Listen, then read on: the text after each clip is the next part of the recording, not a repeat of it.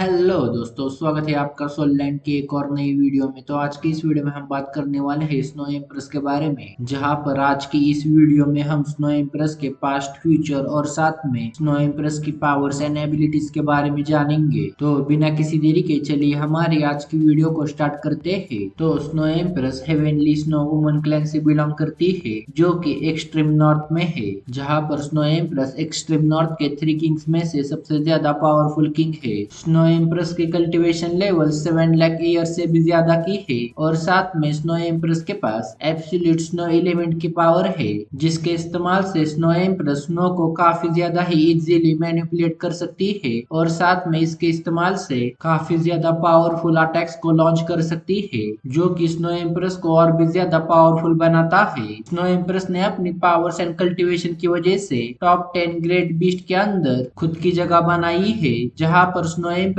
Top 10 great beast के अंदर third position पर आती है। मैंने पहले ही टॉप 10 ग्रेट बीस्ट पर वीडियो बनाई है। अगर आप में से किसी ने उस वीडियो को नहीं देखा तो डिस्क्रिप्शन में दिए हुए लिंक पर क्लिक करके आप उस वीडियो को देख सकते हो। तो जैसे कि हम सभी को पता है, जब हमने सबसे पहले स्नो एम्प्रेस को देखा था, तब उस समय पर स्नो एम्प्रेस एक एम्ब्रियो के फॉर्म में थी, जहां पर उसे ऑक्शन के अंदर सेल किया जा रहा था। जहां पर स्नो एम्प्रेस को सबसे पहली बार एम्ब्रियो के अंदर देखकर आप में से काफी ज्यादा लोगों ने जरूर सोचा होगा, आखिर स्नो एम्प्रेस किस तरह से एम्ब्रियो के अंदर कन्वर्ट हो गई। तो इस सब की शुरुआत हुई थी स्नो एम्प्रेस के इंगियन कॉम्प्लीमेंट मेथड को सीखने के समय पर, जहां पर जब स्नो एम्प्रेस इंगियन कॉम्प्लीमेंट मेथड को सीख रही थी, तब उस समय पर स्नो एम्प्रेस इंगियन कॉम्प्लीमेंट मेथड को सीखने में फेल हो जाती है, जिसकी वजह से उसे ब्लैकलैश का सामना करना पड़ता है, जिसकी वजह से स्नो एम्प्रेस काफी ज्यादा ही सीरियसली इंजर्ड हो जाती है। जहां पर इन सभी इंजरीज से खुद को हील करने के लिए स्नो एम्प्रेस के पास खुद को एम्ब्रियो के अंदर ट्रांसफॉर्म करने के अलावा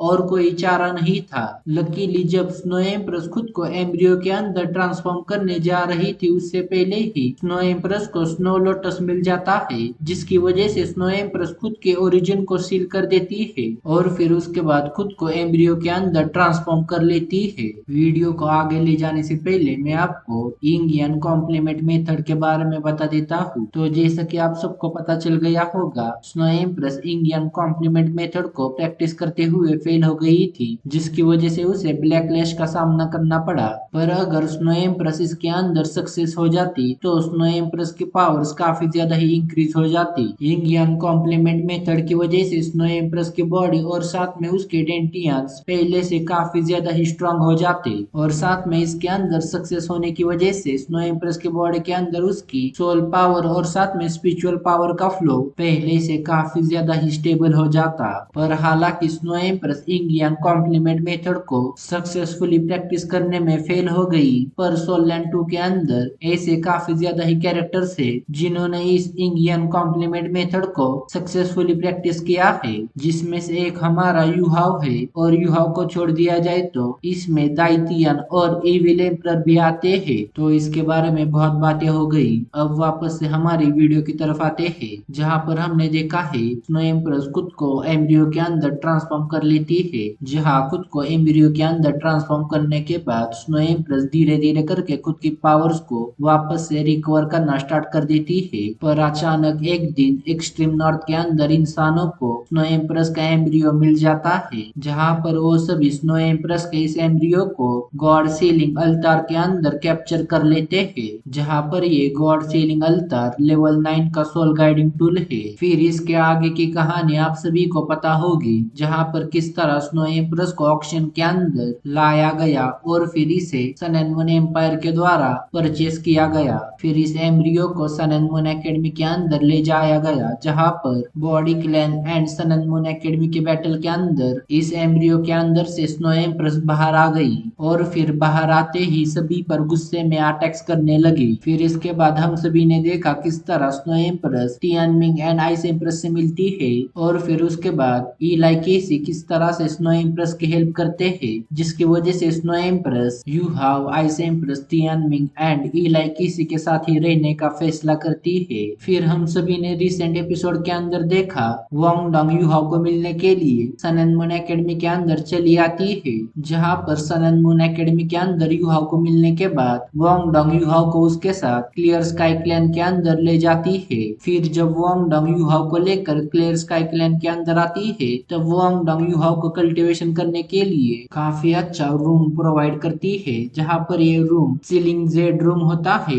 जिसकी पावर्स की वजह से स्नो एम्प्रेस का ऑर्ब अनस्टेबल हो जाता है, जहाँ इसकी वजह से यूहाओ का स्पिरिचुअल से डिस्ट्रॉय होने वाला था और साथ में इसकी वजह से यूहाओ भी मारा जाने वाला था। पर सही समय पर वहाँ यल्डर इलाई किसी अपनी पावर्स के इस्तेमाल से Yuhao, ice empress, snow empress and Tianmeng इन सबको बचा लेते हैं। पर इन सबको बचाने के चक्कर में यल्डर इलाई किसी खुद ही मारे जाते हैं, जिसकी वजह से यल्डर इलाई किसी की प्रेजेंस वहां से धीरे धीरे करके डिसअपियर होने लगती है, जहां पर यल्डर इलाई किसी को अपने आंखों के सामने इस तरह से डिसअपियर होता देख यूहाओ काफी ज्यादा ही रोने लगता है। जहां पर यूहाओ को इस तरह से रोता देख यल्डर इलाई किसी यूहाओ से कहते हैं, यूहाओ तुम्हें रोने की कोई जरूरत नहीं है, मैं तुम्हारा टीचर हूँ, इसकी वजह से मेरा फर्ज था कि मैं तुम्हें बचाऊं। फिर उसके बाद यल्डर इलाई किसी यूहाओ से कहते हैं, यूहाओ हम दोनों ने नई लाइफ फॉर्म को क्रिएट किया है। जहाँ पर यल्डर इलाई किसी इस समय पर स्नो एम्प्रेस के बारे में बात कर रहे थे,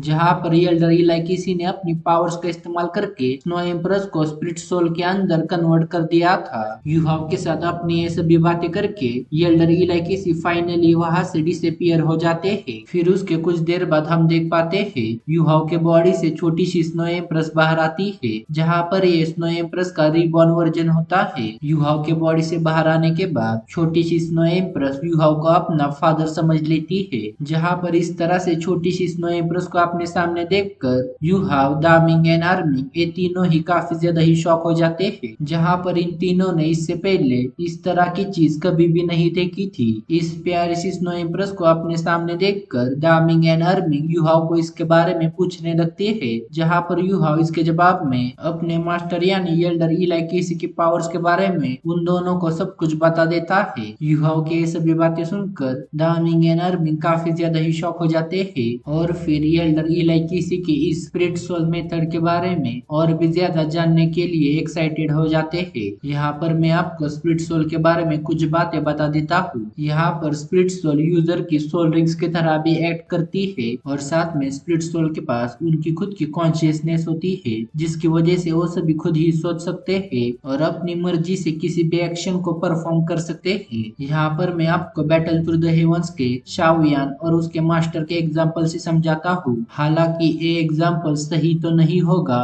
पर काम चलाव जरूर है। यहाँ पर हम शाओयान को यूहाओ की जगह मान लेते हैं और साथ में मास्टर यावलाओ को स्नो एम्प्रेस की जगह मान लेते हैं। यहाँ पर हम सभी को पता है शाओयान किस तरह अपनी मास्टर की पावर्स का इस्तेमाल करता है खुद की पावर्स को इंक्रीज करने के लिए, और साथ में शाओयान जब चाहे तब बैटल्स के अंदर मास्टर की एबिलिटीज का भी इस्तेमाल कर सकता है। जहाँ पर ये सिचुएशन थोड़ी सी सिमिलर है सोल रिंग्स के साथ, जहाँ पर अगर यूहाओ ने स्नो एम्प्रेस की सोल रिंग को हासिल कर लिया तब यूहाओ स्नो एम्प्रेस की पावर्स का इस्तेमाल कर सकता है खुद की पावर्स को इंक्रीज करने के लिए, और साथ में स्नो एम्प्रेस की सोल रिंग की वजह से यूहाओ स्नो एम्प्रेस की एबिलिटीज को भी इस्तेमाल कर सकता है। अब बात करते हैं इसके नेक्स्ट स्टेप की। जब शाओयान किसी मुसीबत में होता है तब वो अपने मास्टर को जब चाहे तब बाहर बुला सकता है और साथ में मास्टर यावलाओ जब चाहे तब अपनी मर्जी से बाहर भी आ सकते हैं। सिमिलरली यहाँ पर यूहाओ के केस में यूहाओ जब चाहे तब स्नो एम्प्रेस को समन कर सकता है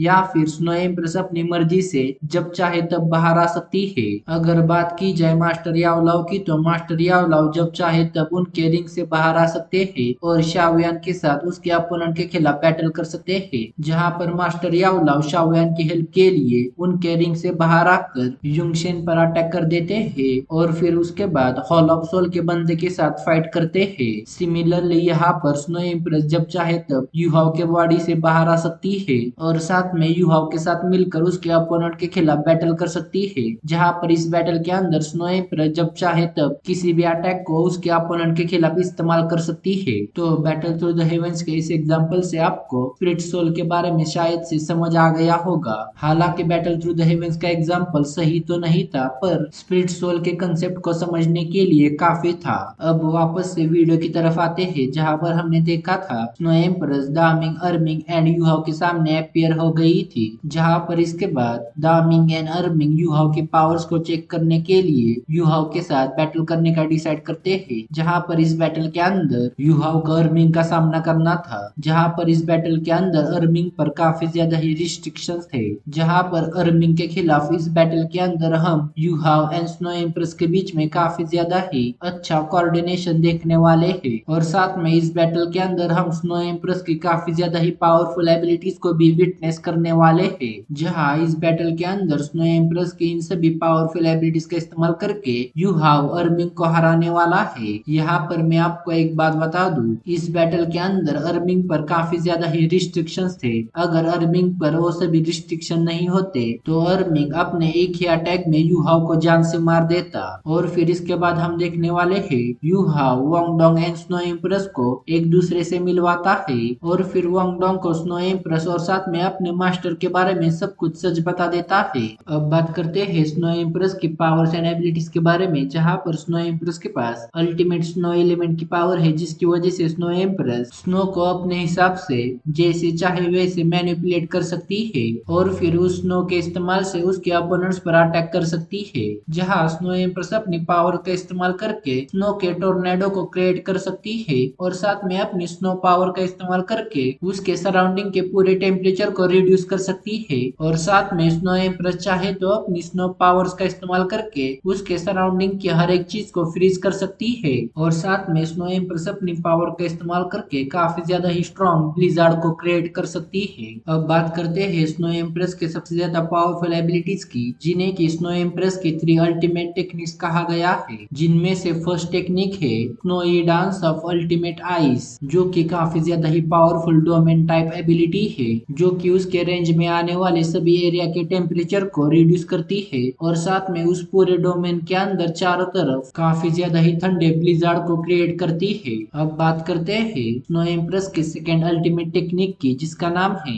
एम्प्रेस पाम। तो स्नो एम्प्रेस की एम्प्रेस पाम काफी ज्यादा ही पावरफुल क्लोज कॉम्बैट टेक्निक है, जो कि उसके अपोनेंट को लगते ही उसके अपोनेंट की बॉडी पूरी तरह से फ्रीज हो जाएगी, और साथ में उस अपोनेंट की स्पिरिचुअल एंड सोल पावर भी पूरी तरह से फ्रीज हो जाएगी। अब बात करते हैं स्नो एम्प्रेस की थर्ड अल्टीमेट टेक्निक की, जिसका नाम है एम्प्रेस स्वॉर्ड। तो स्नो एम्प्रेस का एम्प्रेस स्वॉर्ड काफी ज्यादा ही पावरफुल अटैक है, जहां पर इस अटैक के अंदर स्नो एम्प्रेस काफी बड़ी ब्लू स्वॉर्ड को समन करती है, जो कि पूरी तरह से आइसी क्रिस्टल्स के अंदर कवर होती है। जहां पर इस स्वॉर्ड का अटैक काफी ज्यादा ही स्ट्रॉन्ग होता है, जो कि किसी टाइटल दावलो को भी आराम से किल कर सकता है। और साथ में एम्प्रेस स्वॉर्ड की एक और खासियत है, जो कि है एम्प्रेस स्वॉर्ड में से निकलने वाली इसकी लाइट, जहां पर एम्प्रेस स्वॉर्ड के अंदर से निकलने वाली लाइट जिस भी जगह को टच करती है वो पूरी जगह ही कुछ ही सेकंड के अंदर फ्रीज हो जाती है। तो बस इस वीडियो के लिए इतना ही। अगर आपके सोल लैंड के रिलेटेड कुछ डाउट्स है तो आप कमेंट सेक्शन के अंदर मुझे बता सकते हैं। मैं डेफिनेटली आपके हर एक सवाल का जवाब देने की कोशिश करूंगा।